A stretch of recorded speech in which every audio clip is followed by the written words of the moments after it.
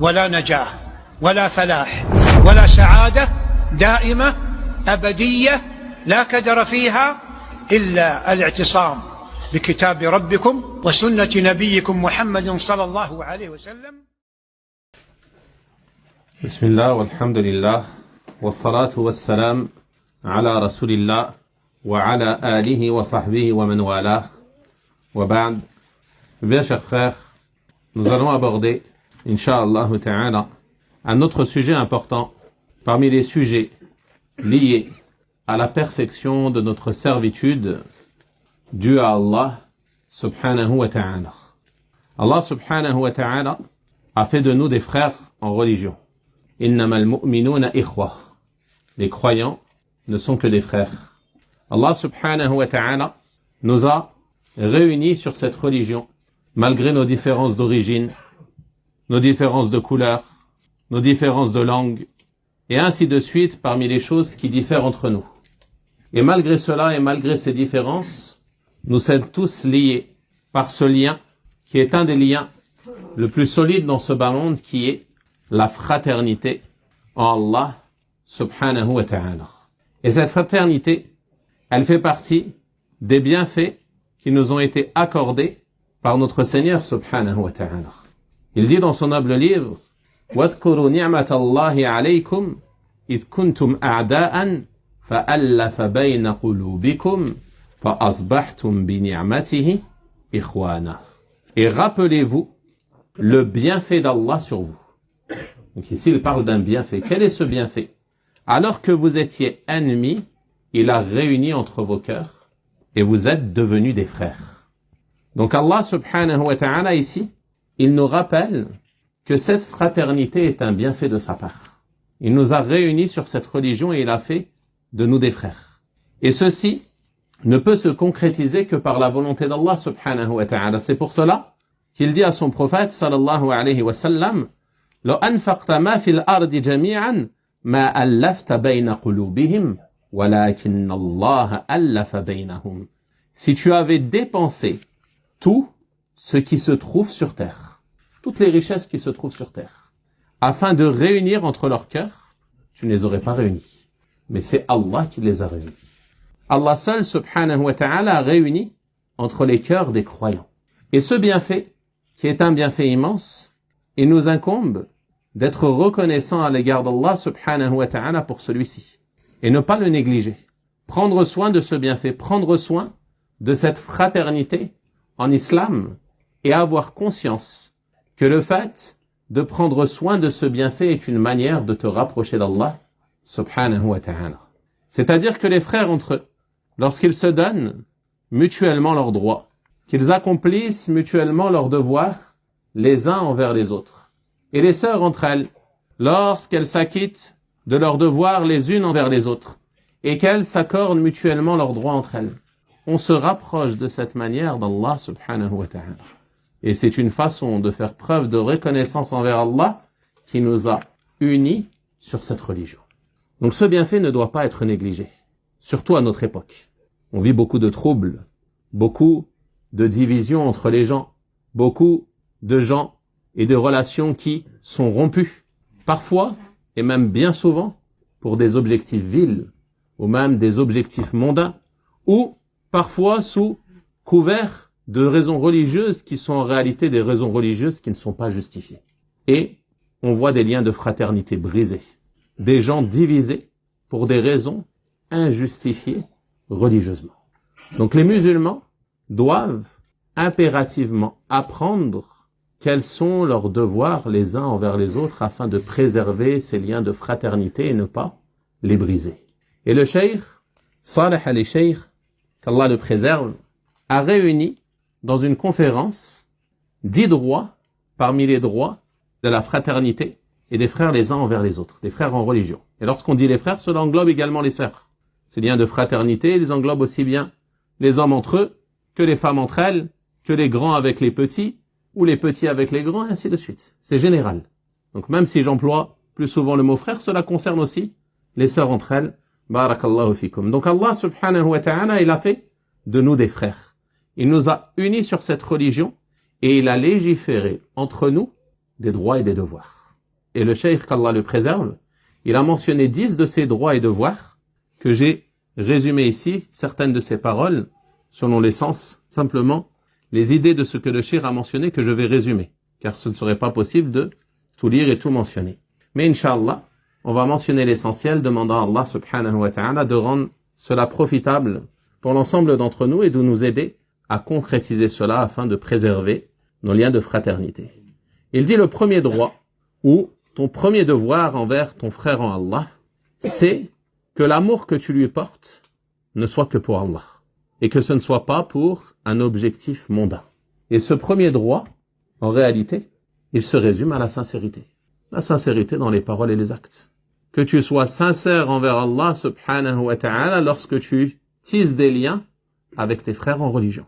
Tu cherches par cela à te rapprocher de ton Seigneur.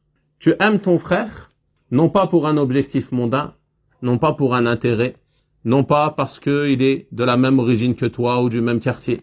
Tu ne l'aimes pas pour cela. Tu l'aimes parce que c'est une personne vertueuse qui se rapproche d'Allah. Tu l'aimes parce qu'il a emprunté la même voie que toi, la voie de la sunna du messager d'Allah sallallahu alayhi wa sallam et la voie de nos pieux prédécesseurs. C'est pour ça que tu l'aimes. Et ceci est son premier droit.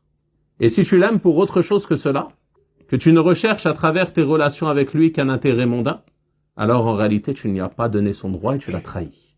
Le prophète sallallahu alayhi wa sallam a dit dans le hadith, 3 choses, celui en qui elles sont réunies trouvera la douceur de la foi. Il trouvera la douceur de la foi en réunissant 3 choses en lui. Parmi ces 3 choses, il a mentionné que lorsque l'homme aime, il n'aime que pour Allah. C'est-à-dire que ton amour pour les gens, pour les choses ou autres, ne doit être que pour Allah. Comme on l'a vu dans les cours précédents, tu fais prévaloir ce qu'Allah aime, en toute chose. Il y a 2 personnes, une d'entre elles fait partie de tes proches, a les mêmes origines que toi, vient du même quartier que toi, c'est un ami d'enfance ou autre, mais il est corrompu dans ses comportements. Il n'est pas droit dans sa religion. Et tu as une autre personne lointaine, d'une autre origine que toi, que tu ne connais que très peu, mais qui est une personne vertueuse. Tu as vu d'elle de la vertu, de la piété, un attachement au tawhid, un attachement à la sunna, un attachement au suivi de la voie des plus prédécesseurs. Laquelle d'entre elles dois-tu le plus aimer? Celui qui est vertueux. Même s'il est lointain en réalité de toi, par ces causes que l'on a mentionnées. Il est proche de par sa vertu et sa religiosité.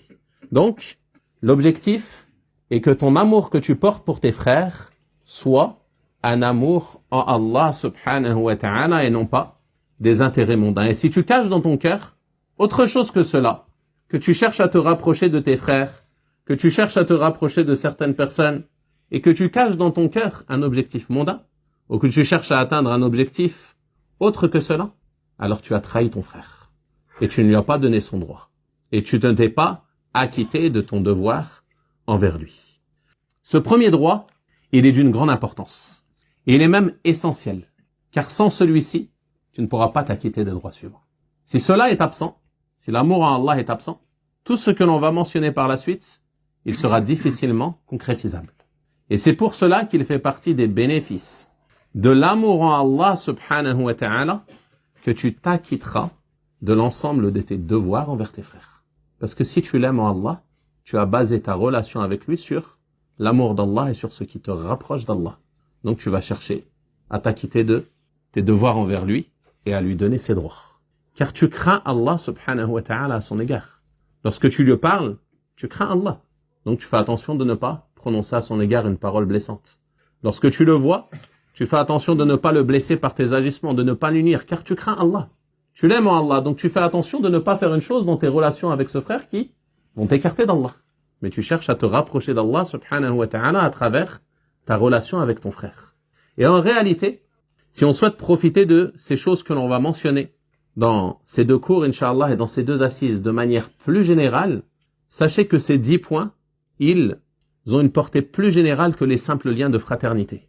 Mais dans l'ensemble de tes relations avec les gens qui font partie de ta vie et plus particulièrement les gens de ton foyer. L'amour, il doit être basé pour Allah et en Allah. Il n'est pas basé sur autre chose que cela. Même s'il y a un amour naturel qui peut exister entre les gens, tes relations avec tes proches également, qui sont des relations de fraternité religieuse et également, on ajoute à cela des fraternités, la fraternité du sang, ceux qui ont même père et mère, ou alors les liens conjugaux liés par le mariage, et ainsi de suite, tu les bases sur l'amour d'Allah. Et si tu fais cela, qu'est-ce qui va se produire? Tu vas t'acquitter de tes devoirs. Parce que tu aimes cette personne pour Allah, donc tu crains Allah à son égard. Tu lui donnes les droits qu'elle a sur toi et tu t'acquittes de l'ensemble de tes devoirs. Et ceci fait partie des fruits de l'amour en Allah, subhanahu wa ta'ala. Et également, parmi les fruits de l'amour en Allah, il y a le fait que tu vas chercher à côtoyer des personnes vertueuses. On a vu la nécessité pour le croyant de chercher des bons compagnons et de s'éloigner des personnes corrompues. Donc si tes relations avec les gens, elles sont basées sur l'amour en Allah et non pas sur des intérêts mondains, forcément tu auras des compagnons vertueux. Parce que tu ne peux pas aimer en Allah une personne qui est corrompue. Tu peux peut-être l'aimer d'un amour naturel ou avoir un penchant pour cette personne en raison de certains intérêts mondains qui te lient à elle, mais tu ne vas pas l'aimer en Allah. Tandis que si tu fais prévaloir l'amour d'Allah, tu vas n'avoir autour de toi que des personnes vertueuses, bi'idnillahi ta'ala. Également, parmi les bienfaits de l'amour en Allah et de baser tes relations avec tes frères sur l'amour en Allah, il y a le fait que cet amour perdurera ici-bas et dans l'au-delà. L'amour en Allah, il dure, parce qu'il est pour Allah. L'amour pour un intérêt mondain, une fois que cet intérêt mondain est passé et terminé, l'amour disparaît. Et combien de personnes sont liées par des intérêts, puis finissent séparées car cet intérêt n'est plus présent. Et l'amour pour Allah, il perdure même dans l'au-delà. Allah subhanahu wa ta'ala nous avertit à ce sujet dans son noble livre et il dit « Al-akhilla yawma idin ba'duhum li ba'din adu illa al-muttaqin » Les bien-aimés, ceux qui s'aimaient dans ce bas monde, au jour de la résurrection, ils seront ennemis les uns des autres. Ils seront ennemis les uns des autres, sauf qui? Sauf les vertueux. Pourquoi? Parce que les vertueux, ils s'aimaient en Allah. Et Allah subhanahu wa ta'ala, il va faire perdurer l'amour entre eux. En les faisant entrer au paradis, il va retirer toute rancune de leur cœur et ils s'aimeront les uns les autres au paradis. Tandis que, autres qu'eux, ceux qui n'étaient pas vertueux, ils seront ennemis les uns des autres et se désavoueront les uns des autres dans l'au-delà. Donc, il est indispensable pour le croyant de baser ses relations avec ses frères sur l'amour en Allah subhanahu wa ta'ala et comme on l'a dit de manière plus large, même avec tes proches et les gens de ton foyer. Le deuxième droit, le deuxième devoir ou le deuxième moyen de préserver nos liens de fraternité, c'est de venir en aide autant que possible à tes frères par tes biens et par ta personne. Il fait partie des droits de la fraternité et de l'amitié que l'homme dépense ce qu'il peut comme bien, comme temps, comme effort pour venir en aide à ses frères en religion. Et Allah subhanahu wa ta'ala a décrit Al-Ansar, les compagnons du prophète sallallahu alayhi wa sallam qui l'ont accueilli, lui et les muhajirines, à Médine. Il les a décrits par cette noble caractéristique qui est de préférer leurs frères à eux-mêmes. وَيُؤْثِرُونَ عَلَى أَنفُسِهِمْ وَلَوْ كَانَ بِهِمْ خَصَاصَةٌ. Ils préfèrent leurs frères à eux-mêmes, même s'ils sont dans la pauvreté. Ça, c'est une noble caractéristique par laquelle Allah subhanahu wa ta'ala a décrit Al-Ansar. L'imam As-Sa'di rahimahullah dit dans le tafsir de ce verset, il fait partie des caractéristiques des Ansar, par lesquelles ils ont dépassé autre qu'eux et par lesquelles ils se sont distingués des autres gens, Al-Ithar. Et ceci fait partie des formes de générosité les plus complètes. C'est le fait de délaisser ce que son âme aime parmi les biens et autres en les dépensant pour autrui, malgré qu'il en a besoin. Cette caractéristique était une des caractéristiques des Ansar, radiyallahu ta'ala anhum. Et on sait tous comment ils ont accueilli les muhajirines lorsqu'ils sont venus à Médine et avec qui ils ont partagé leurs biens. Il dit, ceci a lieu alors qu'ils en ont besoin et même alors qu'ils en ont la nécessité et qu'ils sont dans la pauvreté. Et ceci ne peut être effectué que par une personne au comportement pur. Et par amour pour Allah, subhanahu wa ta'ala, en la faisant devancer à l'amour des désirs de son âme et ses plaisirs. Et entre dans cela le récit de cet Ansari, au sujet duquel ce verset a été révélé. Lorsqu'il a accueilli un invité, il lui a offert sa nourriture et la nourriture de sa famille et de ses enfants, tandis que eux ont passé la nuit affamés. Abu Talha, radiyallahu anhu, il a un jour reçu chez lui une personne qui demandait l'hospitalité. Il a demandé d'abord cet homme l'hospitalité au prophète sallallahu alayhi wa sallam. Le prophète sallallahu alayhi wa sallam a envoyé un message à une de ses épouses afin de donner l'hospitalité à cet homme en lui offrant à manger. Elle lui dit qu'elle n'avait rien d'autre que de l'eau. Alors il fit passer le message à une autre de ses épouses qui donna la même réponse. Jusqu'à faire le tour de toutes ses épouses qui donnèrent toutes la même réponse et qu'elles n'avaient que de l'eau. Alors le prophète sallallahu alayhi wa sallam a proposé à ses compagnons qui pourraient lui donner l'hospitalité. Abu Talha radiyallahu anhu, il a dit moi. Il est rentré chez lui et son épouse lui dit qu'elle n'avait rien à manger si ce n'est le repas de ses enfants pour la nuit. Alors, il lui dit donne cette nourriture pour notre invité et il fit dormir les enfants. Ils ont donc passé la nuit affamés. Et ils ont donné cette nourriture à l'invité du prophète sallallahu alayhi wa sallam. Au matin, le prophète sallallahu alayhi wa sallam l'informa de la satisfaction d'Allah subhanahu wa ta'ala de leur acte. Et ce verset fut révélé. وَيُؤْثِرُونَ عَلَى أَنفُسِهِمْ وَلَوْ كَانَ بِهِمْ خَصَاصَةٌ. Ils préfèrent autrui à eux-mêmes même s'ils sont dans la pauvreté. Donc ceci est le plus haut degré que tu peux atteindre en termes d'aide avec tes frères et sœurs. Mais ceci est une chose qui est recommandée. Et ce n'est pas tout le monde qui peut l'atteindre. Mais au minimum, est-ce que chacun d'entre nous ne peut pas venir en aide en fonction de ses capacités à ses frères et sœurs? Chercher à savoir ce dont ils ont besoin. Essayer de voir si ton frère n'est pas en difficulté. Si tu l'observes inquiété ou que tu observes chez lui un certain dérangement ou autre, t'inquiéter à son sujet et t'enquérir, savoir s'il a besoin de quelque chose. Peut-être qu'il est en difficulté financière, peut-être qu'il a de nombreuses charges à supporter et que tu pourrais l'aider, alléger ses charges, et ainsi de suite. Enquère-toi au sujet de tes frères et n'attends pas qu'ils viennent te solliciter. Malheureusement, aujourd'hui on attend beaucoup cela. Tant que personne ne demande rien, on ne prodigue rien, on ne donne rien. N'attends pas que ton frère s'avilisse à la demande. Évite-lui cela. S'il vient à toi et te demande, c'est une forme pour lui d'avilissement, il va devoir se rabaisser à te demander. Mais toi, devance-le. Tu observes qu'il a besoin. Tu sais qu'il est dans la nécessité. Tu sais qu'il a de nombreuses charges. Tu sais par exemple qu'un de tes frères va déménager ou autre. Propose-lui directement ton aide. Propose-lui de venir en ton aide. Offre-lui de son temps.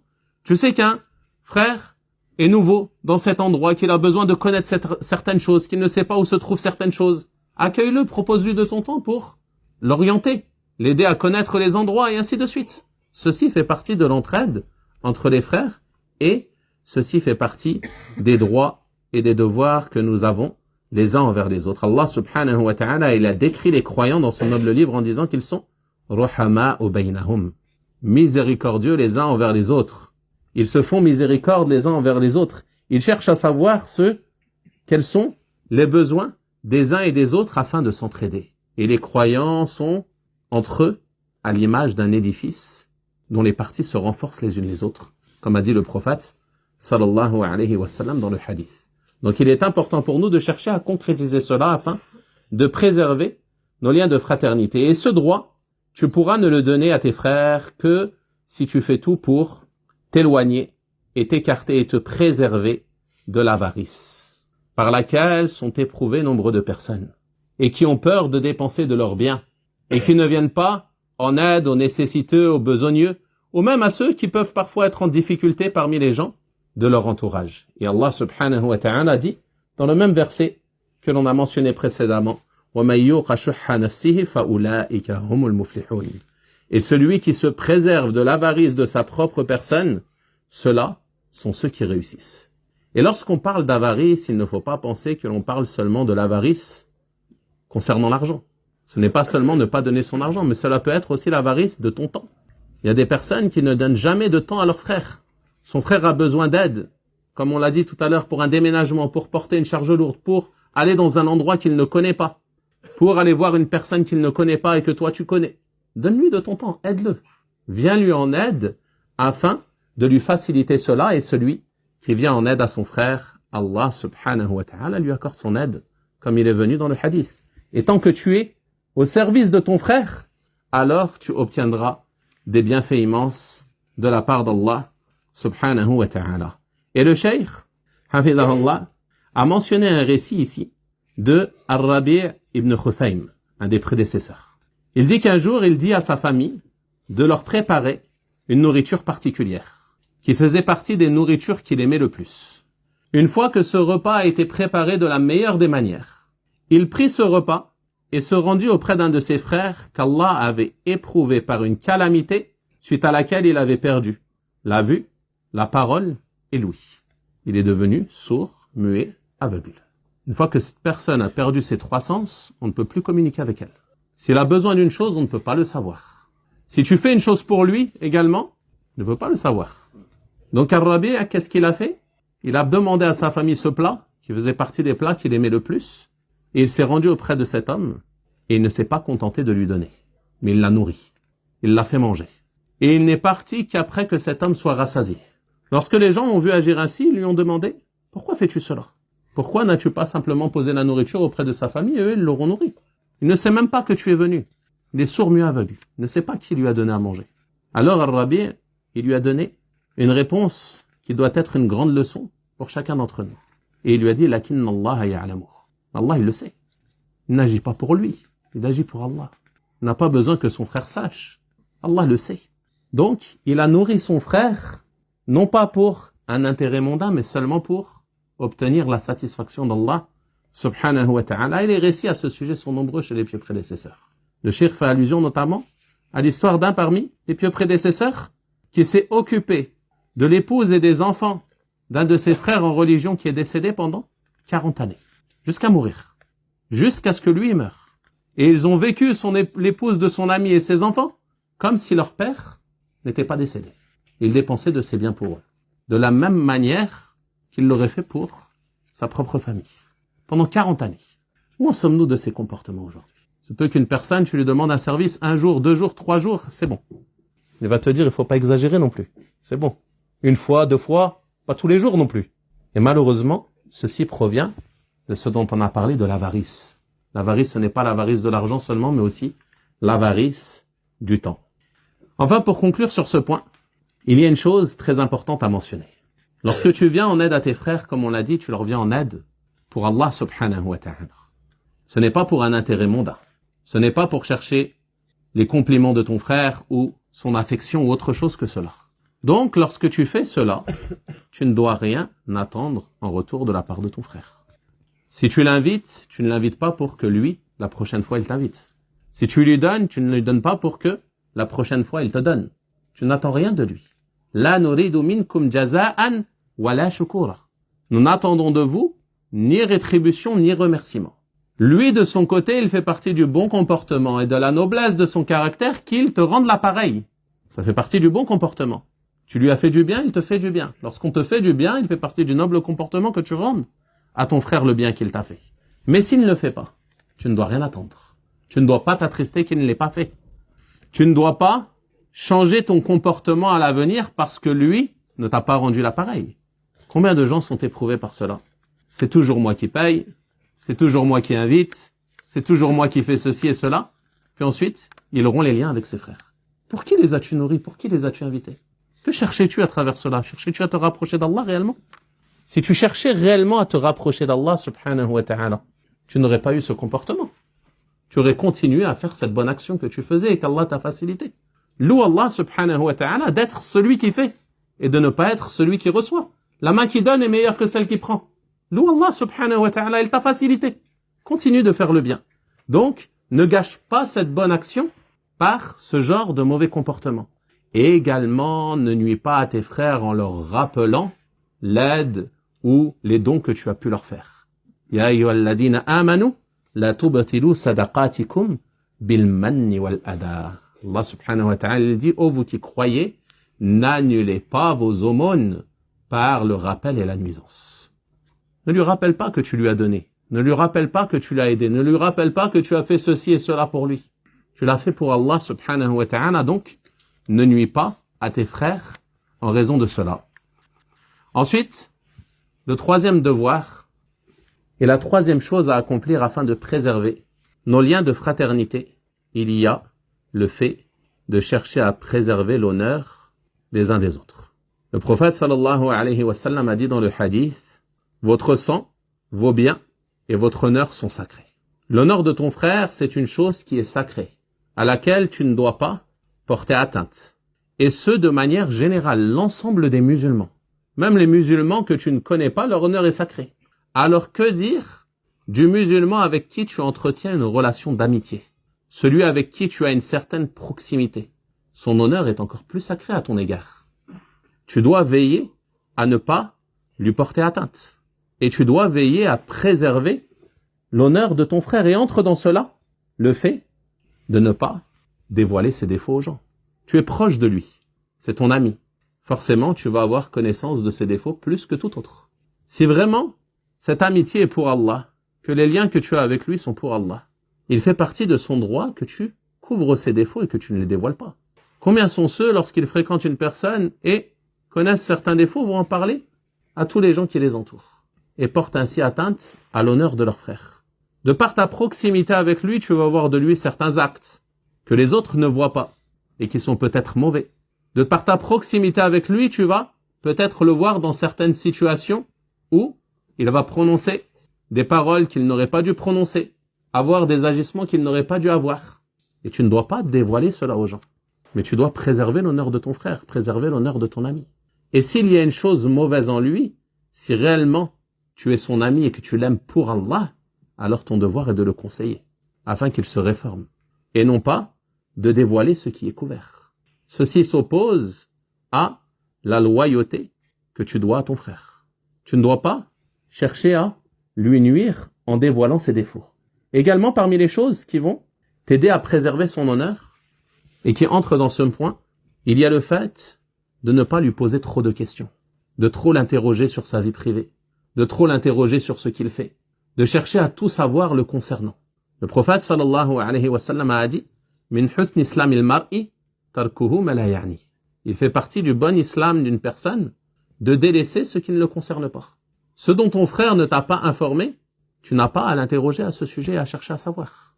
Car, en faisant cela, tu peux nuire à ce lien de fraternité et le pousser à avoir une certaine répulsion. Il se peut qu'il soit dérangé par cette question.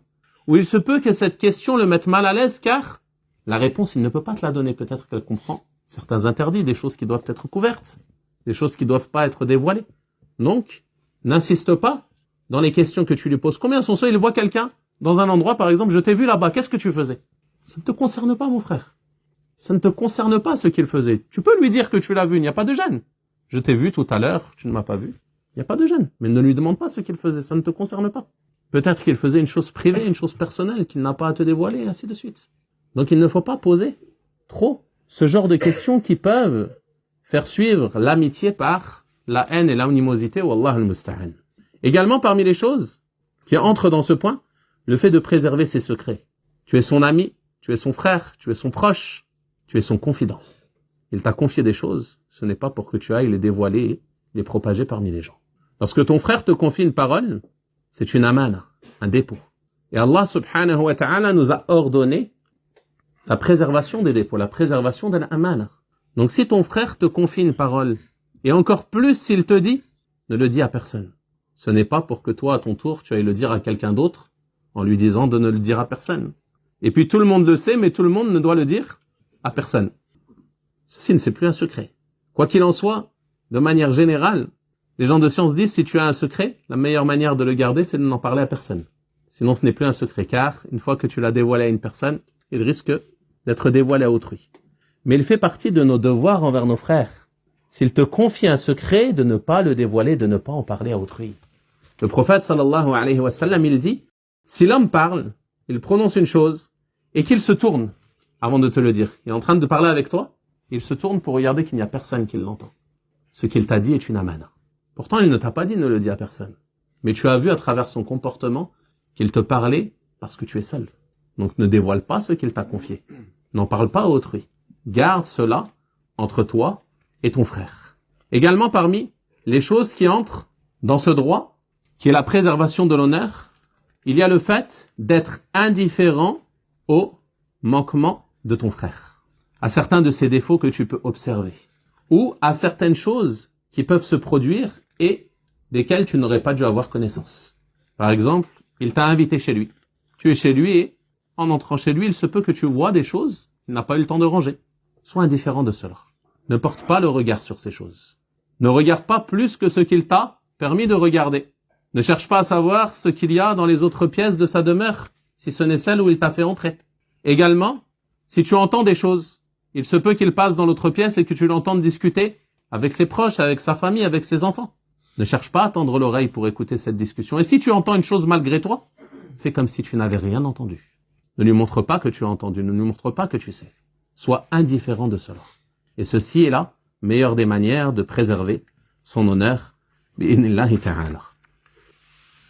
Le quatrième moyen de préserver nos liens de fraternité qui font partie des devoirs que nous avons les uns envers les autres, c'est le fait de s'écarter de ce que l'on appelle soit bonne, les mauvaises suspicions à l'égard de tes frères. La mauvaise suspicion, elle s'oppose à cette fraternité. Ton frère que tu aimes pour Allah, avec qui tu es lié par ces liens de fraternité, ces liens d'amitié, tu ne dois pas avoir de mauvaises pensées à son sujet. Allah subhanahu wa ta'ala dit dans son noble livre, Ya ayyuhalladhina amanu, ijtanibu kathiran min adh-dhann, inna ba'd adh-dhanni ithma.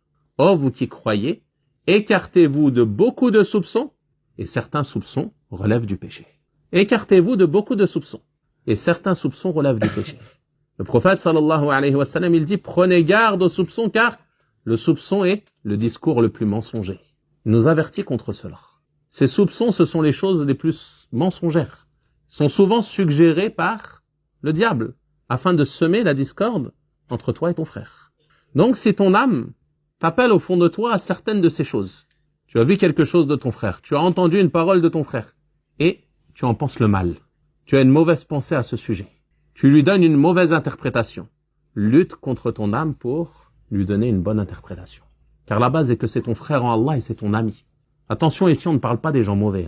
C'est important de comprendre que tout ce qu'on mentionne dans ces cours concerne les liens de fraternité qui t'unissent avec tes frères sur la sunna. On ne parle pas des gens de l'innovation, envers qui il est permis d'avoir le mauvais soupçon. Car la base chez eux est le mal. On ne parle pas des gens pervers et désobéissants, qui sont connus pour faire des péchés. Car la base chez eux est le mal. On parle de ton frère en Allah, ton ami vertueux, avec qui tu entretiens des liens de fraternité sur le bien et la piété. Celui-là, tu ne dois pas penser de mal de lui. Tu dois chercher à donner une bonne interprétation à ses paroles et à ses agissements. L'imam As-Sa'di, rahimahullah, dit concernant le verset sur les mauvais soupçons, Allah a interdit le fait d'avoir des soupçons abondants, mauvais, envers les croyants. Car une partie de ces soupçons relève du péché. Il dit, rahimahullah, et ce à l'exemple du soupçon qui n'est basé sur aucune réalité et aucun indice comme le mauvais soupçon. Il n'y a aucun indice qui t'amène à penser ce n'est. Il n'y a rien qui te mène à cette pensée. Il dit ensuite, car celui-ci est accompagné de beaucoup de paroles et d'agissements interdits. Le mauvais soupçon, il va être accompagné de beaucoup de paroles et d'agissements interdits. Celui qui a une suspicion sur son frère, qu'est-ce qu'il va faire? Il peut être amené à l'espionner. Il peut être amené à chercher à savoir ce qu'il fait. Il le voit dans un endroit, il se demande ce qu'il fait là et il a une mauvaise pensée. Il se dit cet endroit est mauvais.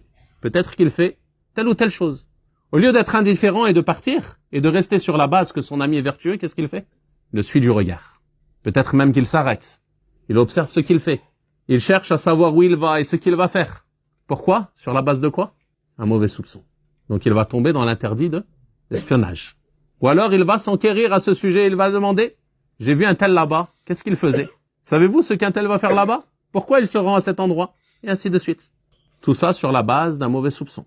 Et ainsi, il va briser ses liens de fraternité avec son frère. Et comme je l'ai dit, on parle encore, une fois de plus, des relations entre les gens de la sunna, les gens de la vertu, les gens de bien. On ne parle pas des personnes corrompues ou des personnes égarées ou des personnes parmi les gens de l'innovation. Barakallahu fikum. Donc il fait partie des moyens de préserver nos liens de fraternité entre nous, d'éviter ces soupçons qui peuvent conduire ces relations de fraternité et d'amitié à se transformer en relations de haine et d'animosité. Et combien de liens ont été brisés suite à un simple soupçon, une simple suspicion, qui a été suivie et qui a mené à nombre d'actes mauvais, qui ont mené, comme on a dit, à l'espionnage, qui ont mené à la médisance, qui ont mené à la calomnie, et ainsi de suite, parmi les choses mauvaises qui peuvent être commises en raison de cette mauvaise suspicion. Parfois, ton frère va dire une parole en discutant avec toi, et de cette parole, tu vas tisser tout un tas de choses qui n'ont aucun fondement. Sur une simple parole. Une parole à laquelle il t'aurait suffi de donner une bonne interprétation. Tu l'as mal compris, le diable t'a suggéré que il a voulu dire ceci et cela. Donne-lui une bonne interprétation. Et ainsi, tu auras préservé les liens avec ton frère, Inch'Allah ta'ala. Mais si tu donnes une mauvaise interprétation aux paroles de ton frère et qu'en découlent des actes mauvais, alors, dans cette situation, tu ne seras pas considéré comme ayant préservé les liens de fraternité avec ton frère, mais au contraire, tu auras porté atteinte à son honneur et tu auras concrétisé ou développé ce soupçon qui mène à nombre de choses mauvaises. Wallah al-musta'an. On va s'arrêter là, Inch'Allah, et on verra la suite des moyens permettant de préserver ces liens de fraternité après la pause. Bi'idhnillahi ta'ala. Barakallahu fikum. Wa subhanaka Allahumma wa bihamdik. Ashhadu an la ilaha illa ant. Astaghfiruka wa atubu ilayk. سعيد كل السعادة من سلك سبيل السلامة والنجاة والسعادة في الدنيا والآخرة.